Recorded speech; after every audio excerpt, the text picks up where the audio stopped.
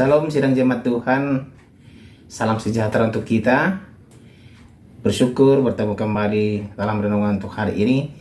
Mari sidang jemaat Tuhan, kita bersama-sama menikmati hadirat Tuhan, dan iman kita akan bertumbuh lewat renungan, dan kita dikuatkan dalam Tuhan. Amin. Namun sebelum masuk dalam renungan, kita memuji Tuhan. Kita katakan kepada Tuhan dari Kidung Jemaat nomor 425, berkumandang suara dari seberang.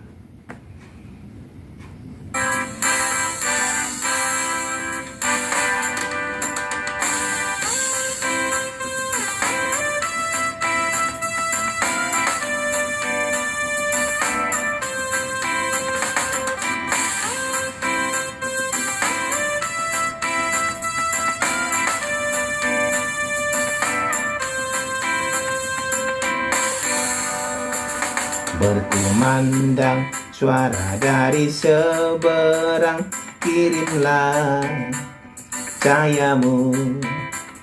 Banyak jiwa dalam dosa mengerang, kirimlah cahayamu. Kirimlah pelita Injili menyentak yang terlelap.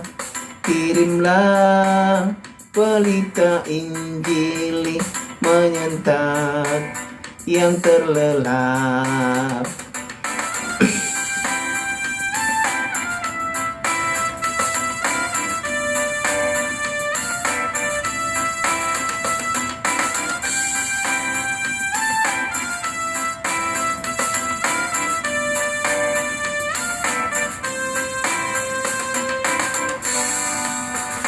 Kita telah dengar jeritan dari jauh, kirimlah cahayamu. Bantuanmu berikan, janganlah jemu, kirimlah cahayamu. Kirimlah pelita Injili menyentak yang terlelap. Kirimlah pelita Injili yang menyentak yang terlelap. Amin. Firman Tuhan untuk hari ini dari Kisah Para Rasul pasal 8 ayat 26 sampai ayat 40. Sida-sida dari tanah Ethiopia. Kemudian berkatalah seorang malaikat Tuhan kepada Filipus, katanya, bangunlah dan berangkatlah ke sebelah selatan menurut jalan yang turun dari Yerusalem ke Gaza. Jalan itu jalan yang sunyi. Lalu berangkatlah Filipus adalah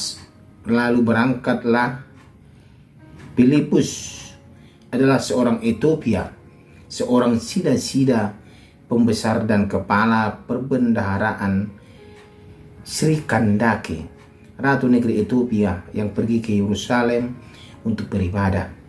Sekarang orang itu sedang dalam perjalanan pulang dan duduk dalam keretanya sambil membaca kitab Nabi Yesaya. Lalu kata Roh kepada Filipus, pergilah ke situ dan dekatilah kereta itu. Filipus segera ke situ dan mendengar sida-sida itu sedang membaca kitab Nabi Yesaya. Kata Filipus, mengertikah Tuhan apa yang Tuhan baca itu? Jawabnya, bagaimanakah aku dapat mengerti kalau tidak ada yang membimbing aku? Lalu ia meminta Filipus naik dan duduk di sampingnya. Nas yang dibacanya itu berbunyi seperti berikut. Seperti seekor domba ia dibawa ke pembantaian, dan seperti anak domba yang keluh di depan orang yang menggunting bulunya, demikianlah ia tidak membuka mulutnya. Dalam kehinaannya berlangsunglah hukumannya. Siapa yang akan menceritakan asal-usulnya? Sebab nyawanya diambil dari bumi.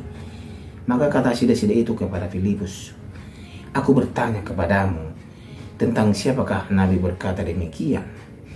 Tentang dirinya sendiri atau tentang orang lain?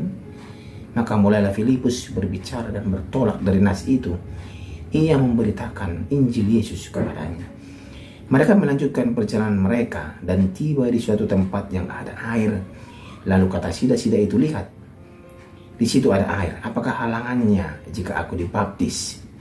Sahut Filipus, jika Tuhan percaya dengan segenap hati, boleh jawabnya. Aku percaya bahwa Yesus Kristus adalah anak Allah.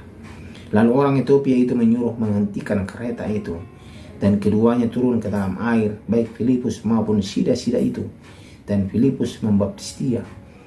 Dan setelah mereka keluar dari air, Roh Tuhan tiba-tiba melarikan Filipus, dan sida-sida itu tidak melihatnya lagi.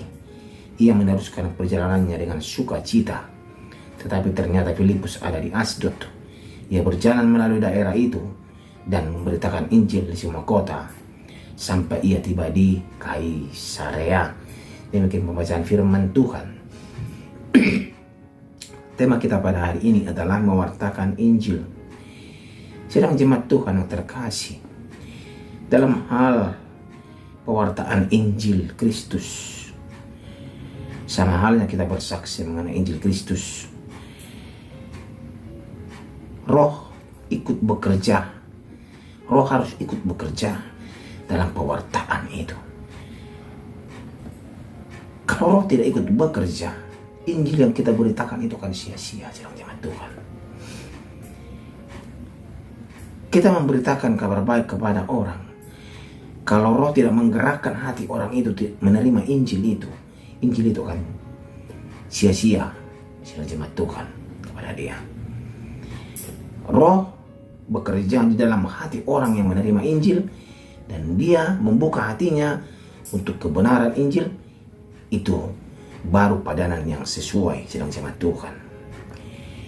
Kesaksian Filipus kita lihat di sini yang kita baca tadi, kepada seorang pejabat Ethiopia, dituntun oleh malaikat Allah. Dalam mimpinya Filipus disuruh malaikat Tuhan ke arah selatan untuk menyusuri jalan sunyi dari Yerusalem ke Gaza.